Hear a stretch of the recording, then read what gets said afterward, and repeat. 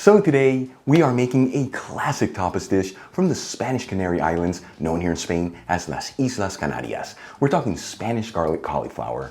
Now, if you're familiar with cauliflower, you know what a beautiful and tasty vegetable it is. And if you've never had it before or worked with it, it is so easy to prep and it's got such a great texture. And let me tell you, with the way we're gonna cook it today, between the Spanish olive oil, all the garlic, and the pimenton, which is Spanish paprika, we're gonna take this cauliflower to the next level. Folks, this recipe is very easy to make. It comes together in about 30 minutes and the flavors are mind-blowing good. Let's begin by filling a stock pot with some cold water. You wanna go to about the halfway point.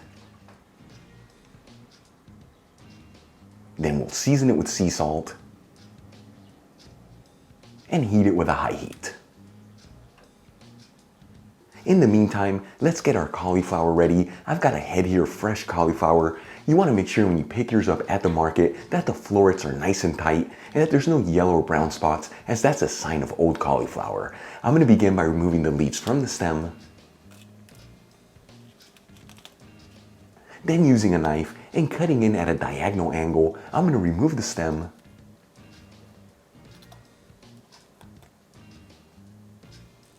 And then separate the florets from the head of cauliflower. I like to do this by hand, but you can also do it with a knife.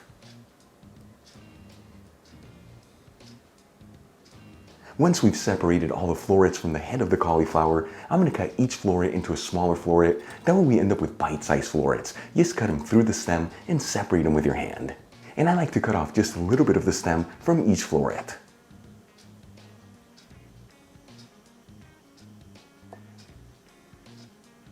Once we have all the florets of cauliflower ready, I'm going to transfer them into a colander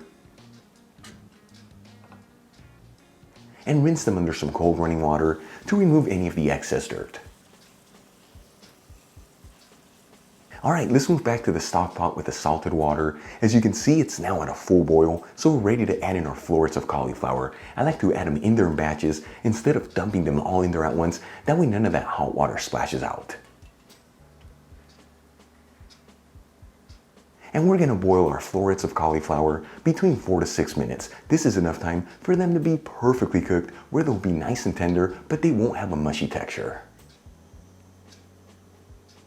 After about 5 minutes, these florets of cauliflower should be perfectly cooked. You know, you can always pierce them with a toothpick, and if it easily goes in but with some resistance, they are ready to go. You don't want to overcook them, otherwise they're going to have a mushy texture. I'm going to remove the stock pot from the heat and drain it into a colander. And we'll give it a gentle shake to remove any of the excess water. For the next step, I'm going to heat a large fry pan with a low-medium heat and add in 2 tablespoons of extra virgin olive oil, which is 30 milliliters. The olive oil I'm using from this recipe is a Spanish olive oil from the Georgetown Olive Oil Company. This olive oil has such a beautiful flavor to it, and it really gives this dish that authentic Spanish touch. You'll find a link where you can get some in the description box below. While the olive oil is heating, I'm going to grab 6 cloves of garlic. Remove the skins from each clove. As you know, I like to give them a quick twist as the skin is easily removed. And we'll roughly chop the garlic. And we'll also measure out 1 teaspoon, which is 2.30 grams of sweet smoked Spanish paprika, what we call here in Spain, Pimenton de la Vera. You'll find a link to get the one that I'm using in the description box below. After heating the olive oil for about 4 minutes on a low-medium heat, it should be nice and hot, but as you can see, it's not smoking, so it hasn't lost any of its beautiful flavor. At this point, I'm going to add in the chopped garlic and start mixing the garlic around with the olive oil. I always like to mix this continuously, that way the garlic doesn't brown too quickly and it all evenly sautés. After about 1 minute and the garlic is nice and fragrant, you don't want to brown it too much, I'm going to add in the 1 teaspoon of sweet smoked Spanish paprika and we'll give it a quick mix, that way that paprika is coating all the chunks of garlic. Once everything is well mixed, I'm going to start adding in the florets of cauliflower that we have reserved into the pan.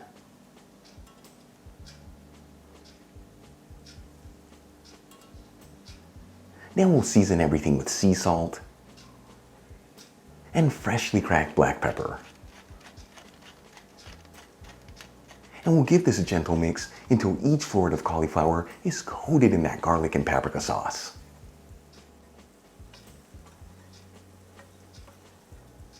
Once everything is well mixed and that cauliflower has heated through, this dish is ready to go. I'm going to remove the pan from the heat and transfer everything into a serving dish.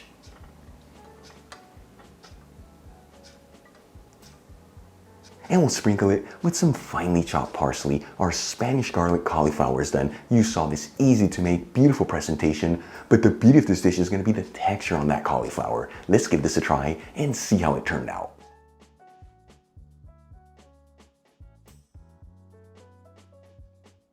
Seriously, check that out. Here we go.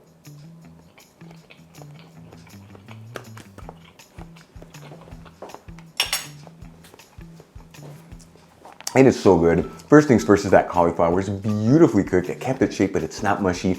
And as for the flavors, you have all that garlic with the Spanish pimenton, an explosion of so much goodness. You saw this, easy to make, comes together in 30 minutes truly. One of the most beautiful dishes that hail from the Spanish Canary Islands. Try it at home. You're not gonna believe how good it is. Really quick before I go, a shout out to a couple of my patrons, Michael Cole, Luli Garcia Diaz, Grace Suarez, and Amy Martinez. Again, guys, thank you so much for being patrons of Spain on a Fork. You know how much I appreciate you.